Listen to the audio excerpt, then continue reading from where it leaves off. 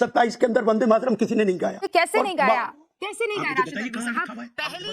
पहली बार 1896 में 12वां अधिवेशन जब हुआ था, वंदे मातरम तब से चल रहा है सर। रविंद्रनाथ टैगोर, किसने गाया? रविंद्रनाथ टैगोर। कांग्रेस के अध्यक्ष कौन थे?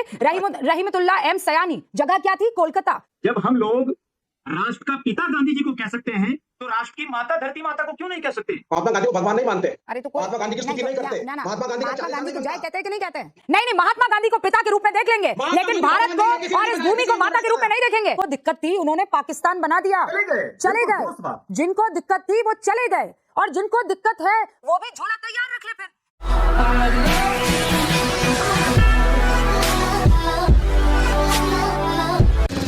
दोस्तों, हमारे देश में वंदे मातरम गीत का विवाद थमने का नाम ही नहीं ले रहा। जब से चमचों की राजमाता ने वंदे मातरम को गाने से इनकार किया है, उसे बीच में रोकने का आदेश दिया है, तब से कांग्रेसी चमचे तरह तरह के एक्सक्यूज बना रहे थे। छोटे मोटे प्रवक्ता उलझुल बातें बोलते रहे तब तो समझ भी आता है। अब तो इनके सांसद भी इस तरह की बातें कर रहे हैं जिसे साफ साफ बेसिर पैर की बकचोदी कहा जाएगा। और इस वक्त को आज रुबिका लियाकत ने कायदे से धो डाला, जिसमें रुबिका लियाकत ने तो राशिद अल्वी की बैंड बजाई ही बजाई, साथ में इस मौलाना ने और वरिष्ठ पत्रकार हर्षवर्धन त्रिपाठी ने भी इसकी कायदे से क्लास लगाई। बाकी क्या हुआ हमारे आज के इस बहस में, इस डिबेट में, आप खुद देखिए। राशिद अल्वी साहब, आपसे शुरू कर रही हूं।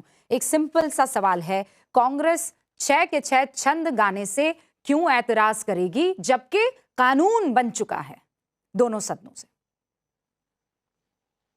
देखिए, 1937 में कांग्रेस ने मुस्लिम लीग के दबाव में ये पास किया था। आपको मालूम है ये पास किस तरह हुआ था?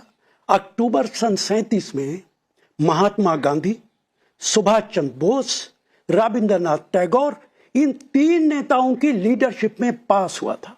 और उन तीनों नेताओं की लीडरशिप में कांग्रेस में ये पास हुआ 6 स्टांजास की जगह 2 स्टांजास पढ़े जाएंगे। मेरे पास वो स्टांजास भी हैं जो पढ़ूंगा तो मुश्किल होगी, लेकिन उनका ट्रांसलेशन मैं आपको बता देता हूं रूबिया जी।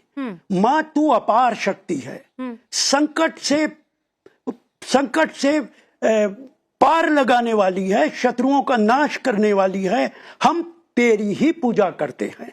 तू ही अस्त्र शस्त्र धारण करने वाली माँ दुर्गा है, मैं तेरी ही पूजा करता हूं। अरे मुसलमान तो रसूल पाक की पूजा नहीं करता। भारतीय जनता पार्टी ये कानून पार्लियामेंट में इसलिए पास कर रही है कि वो मुसलमानों से दुश्मनी पे आमादा है। महात्मा गांधी ने क्यों नहीं ये 6 स्टांजास माने थे? रहीमतुल्लाह एम सयानी 1896 कलकत्ता में 12वां अधिवेशन। नवाब सैयद मोहम्मद बहादुर 1913 कराची में 28वां अधिवेशन। सैयद हसन इमाम 1918 बॉम्बे का विशेष अधिवेशन। हाकिम अजमल खान 1921 अहमदाबाद का 36वां अधिवेशन। मौलाना अबुल कलाम आजाद 1923 दिल्ली का विशेष अधिवेशन। मुख्तार अहमद अंसारी 1927 मद्रास का 42वां अधिवेशन। सारे के सारे मुसलमान, ये सारे फ्रीडम फाइटर्स हैं। सारे फ्रीडम फाइटर्स, कलमा गो, अल्लाह की इबादत करने वाले और वतन से मोहब्बत करने वाले, इन सब ने वंदे मातरम पूरा गाया। कभी किसी ने कोई एतराज नहीं किया, तो ये कम मुसलमान हो गए?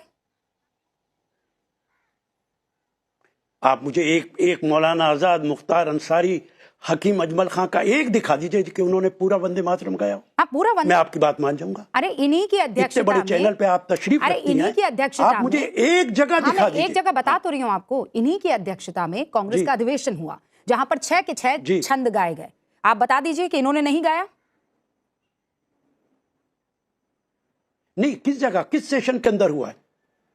अरे जो इनके सेशन का नाम बताइए। 1927 मद्रास में 42वां सेशन हुआ था, तब पूरा 6 छंद पढ़े गए थे। भाई रुबैया जी, आप मेरी बहन है। 27 के अंदर वंदे मातरम किसी ने नहीं गाया। ये तो पहली बार 1937 में अडॉप्ट हुआ है। अच्छा, हमको सिखा रिया है। अरे कैसे नहीं गाया? कैसे नहीं गाया राशिद अल्वी साहब? पहली बार 1896 में 12वां अधिवेशन जब हुआ था, वंदे मातरम तब से चल रहा है सर। रविंद्रनाथ टैगोर किसने गाया? रविंद्रनाथ टैगोर। कांग्रेस के अध्यक्ष कौन थे? रहीमतुल्ला एम सयानी। जगह क्या थी? कोलकाता। कांग्रेस ने खुद लिखा है यह अधिवेशन भारत के स्वतंत्रता संग्राम के उस दौर को दर्शाता है जब भारतीय नेतृत्व ने संकटों के बीच भी अपनी आवाज को बुलंद किया। यह बदलाव शायद वहां से शुरू हुआ जहां वंदे मातरम की पहली सदा ने कांग्रेस को सिर्फ एक संस्था नहीं बल्कि एक राष्ट्रीय पहचान में तब्दील किया। ये कहीं और नहीं, कांग्रेस अधिवेशन में हो। सर आप मुझे नकार रहे हैं? अगर मैं आपकी बात मान भी लूं, क्या आप जस्टिफाई करेंगी आज कि दुर्गा की पूजा सारे मुसलमान करें? आप कहिए कि हाँ ये जरूरी है। सर मेटाफर नाम अगर किसी इंडिविजुअल ने, मैं चलिए आपकी बहस में मैं नहीं पढ़ता, मैं बहस में नहीं पढ़ता, मैं आपकी बात मानता हूं कि चलिए इंडिविजुअल लोगों ने गाया होगा, लेकिन क्या ये कॉन्ट्रेरी नहीं है? इसके सम्मान में उनको खड़ा हर्षवर्धन जी, सुना आपने? मैं इस पर आपका रिएक्शन चाहती हूं सर। देखिए रूबिका जी, मुझे तो लगता है कि इसको दो तरह से पहले देख लेना चाहिए। पहला पहलू है राजनीति। कांग्रेस ने तय करके, साहस करके इस देश के हिंदुओं को एक तरह से फिर से कहा है कि भाई देखो, तुम्हारी बात का मतलब नहीं। जो एक जनरल नोशन इससे जा रहा है कि भाई वो कह रहे हैं कि इसमें चूंकि भारत माता को देवी के समकक्ष रखा गया, यही तो आपत्ति है। तो एक तो ये कि कांग्रेस ने सो कॉल्ड सेकुलर जो पॉलिटिक्स थी उसको और थोड़ा मजबूती से करने की कोशिश की है। उनको लगता है कि भाजपा जो हिंदुत्व की, हिंदू राजनीति करती है और जो वंदे मातरम के 150 वर्ष पूरे होने पर उसने ये कोशिश की है, ये हिंदू एक तरह से और यूनिफिकेशन की कोशिश है, उसके खिलाफ है कि मुसलमान आए और साथ में कुछ हिंदू आएगा। एक पहलू है ये पॉलिटिकल, उसने साहस करके किया। इसलिए मैं कह रहा हूं क्योंकि जिस दिन सोनिया जी ने वो किया था तो 3 सफाई आई थी और जो कांग्रेस के समर्थक थे, कांग्रेस के प्रवक्ता थे, कांग्रेस के नेता थे, वो भी नहीं बता पा रहे थे कि कुर्सी वाला मसला है कि क्या हो गया, वो नहीं बता पा रहे। बाद में उन्होंने तय किया कि हम ये करेंगे और इसको अगर आप ध्यान से देखें तो फिलिस्तीन वाला झोला प्रियंका जी के कांधे पर, सोनिया जी का लिखा गाजा पर, वो अखबार के एडिट पेज पर, तो बड़ी साफ सी लाइन है। ये 2027 से लेकर 2029 की पूरी रणनीति है। लेकिन अब मूल मुद्दे पर आए और रूबिका जी वो ज्यादा महत्वपूर्ण है। मैं ये उम्मीद कर रहा हूं कि देश में इस वाले हिस्से पर अब चर्चा हो। मैंने उसको बार बार पढ़ा, वो जो 6 के 6 छंद हैं, अगर दूसरे के बाद तीसरे और चौथे छंद पर किसी को ऐतराज है तो पहला छंद भी वो नहीं कर सकता, वंदे मातरम भी वो नहीं बोल सकता। जिनको लग रहा है कि अच्छा तुम ही दुर्गा दशप्रहरण धारिणी कमला कमल दल विहारिणी, इससे किसी को समस्या है कि आप दुर्गा समान हो, वो तो फिर पहले छंद में ही। और पहले छंद क्या, जब आप वंदे मातरम कहते हैं तो अगर किसी मुसलमान की आस्था उसमें आहत होगी तो फिर तो पहले में ही हो जाएगी। क्योंकि आप कहते हैं ना कि अब किसी और के सामने नहीं झुकते, आप उसको मां मान रहे हैं, मां किसी को वैसे मान नहीं सकते। तो मुझे लगता है बेसिक कॉन्सेप्ट एक तो गड़बड़ है, जिसको जानबूझकर इस देश के मुसलमान, जिनको वंदे मातरम से कोई दिक्कत नहीं थी, और मतलब एक आंदोलन की अगर बात करें तो बाकायदा उर्दू के अखबार वो वंदे मातरम, जिनको दिक्कत थी हर्षवर्धन जी, बहुत लोगों को इस बात से मिर्ची लगेगी, जिनको दिक्कत थी उन्होंने पाकिस्तान बना दिया, चले गए। जिनको दिक्कत थी वो चले गए, और जिनको दिक्कत है वो भी झोला तैयार रख ले।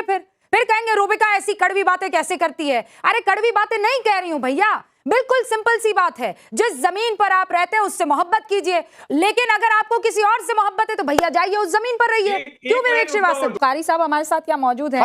भाई इस्लाम को तो आपने भी बहुत नजदीक से पढ़ा है, जाना है। कारी साहब मुझे ये बताइए, मैं वंदे मातरम पढ़ती हूँ, मोहम्मद फैज खान वंदे मातरम पढ़ते हैं, राशिद किदवई साहब या अजीज खान साहब या आप वंदे मातरम पढ़ते हैं, तो फिर इस्लाम से हम बेदखल हो जाएंगे?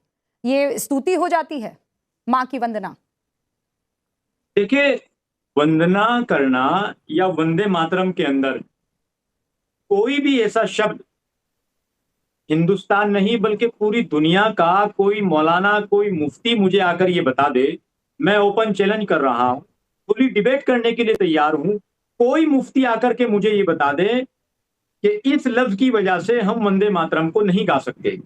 और आज हिंदुस्तान के जो मुसलमान वंदे मातरम का विरोध कर रहे हैं और जो तर्क दे रहे हैं दुर्गा माता का, मैं उनको बता देना चाहता हूं कि उनको इस बात की समझ होनी चाहिए कि वंदे मातरम के अंदर दुर्गा माता की तुलना देवी देवता से नहीं की है, धर्म वाली देवता से नहीं की है, धरती माता से की है। और धरती माता की ताजीम करना या धरती माता की हम्द करना, धरती माता की तारीफ करना इस्लाम के अंदर कहीं मना नहीं है। और क्यों ना हो, जब हम लोग राष्ट्र का पिता गांधी जी को कह सकते हैं तो राष्ट्र की माता धरती माता को क्यों नहीं कह सकते? बिल्कुल कहना चाहिए, और इसमें हमें कोई गुरेज नहीं है। let's Okay. answer this. Okay. Mahatma Gandhi कौन है? महात्मा गांधी वो तो फ्रीडम फाइटर, उन्होंने हमें आजादी दिलाई, रास्ता दिखाया, हाँ। और रिस्पेक्ट में हम उनको राष्ट्रपिता कहते हैं। He was a great राष्ट्रपिता leader, he is not God, हाँ। we don't worship him। नहीं, राष्ट्रपिता है ना, ठीक है। महात्मा गांधी की जय कर सकते हैं। महात्मा गांधी को भगवान नहीं मानते, अरे तो कोई महात्मा गांधी की स्तुति नहीं करते। ना, महात्मा गांधी का महात्मा 40 साल गांधी नहीं की जय बनता। कहते हैं कि नहीं कहते हैं? कहते हैं कि नहीं महात्मा कहते गांधी हैं? नेता है। अरे नेता है तो क्या हुआ, जय करते हैं कि नहीं करते हैं? जिंदाबाद। अरे महात्मा गांधी को जय करते हैं कि नहीं करते हैं? जय महात्मा कहते हैं, नेता के रूप में कहते हैं, टीचर हाँ? के रूप में कहते हैं, हाँ, तो मेंटर के रूप में कहते हैं। जमीन को माँ भगवान के नहीं रूप में गांधी। नहीं, महात्मा गांधी को पिता के रूप में देख लेंगे, महात्मा लेकिन गांधी भारत भगवान नहीं है, को किसी ने और इस बनाया, भूमि किसी को ने माता के रूप में बनाया। नहीं देखेंगे। What a shame! नहीं, आप माँ दुर्गा What a के shame! नाम पे आप मूर्ति पूजा फोर्स नहीं करेंगी। अरे मूर्ति नहीं पूजा करेंगे कौन आप फोर्स मूर्ति कर रहा है पूजा। यहाँ पर? किसी किसने मुसलमान कहा किसी मूर्ति बात पूजा पे। है ये? और इसी वजह से, शायद इसी एकमात्र वजह से ये कांग्रेसी लगातार डूबते ही जा रहे हैं। कांग्रेस पार्टी लगातार पतन की ओर बढ़ती जा रही है, क्योंकि इन लोगों के लिए देश कभी भी पहले नहीं आता। इन लोगों के लिए पहले आता है तो सिर्फ और सिर्फ परिवार, उसी परिवार को बचाने के लिए किसी भी हद तक चले जाते हैं। अभी आप अंदाजा लगा कर देख लो, एक सांसद अगर इस तरह की बातें कर रहा है तो इनका सामान्य कार्यकर्ता किस तरह की बातें किया करता होगा। बाकी आप लोग इस बारे में क्या सोचते हैं, कमेंट कर जरूर बताएं। जल्द मिलते हैं किसी नए वीडियो में नए टॉपिक के साथ। तब तक गुड बाय, नमस्कार, जय हिंद।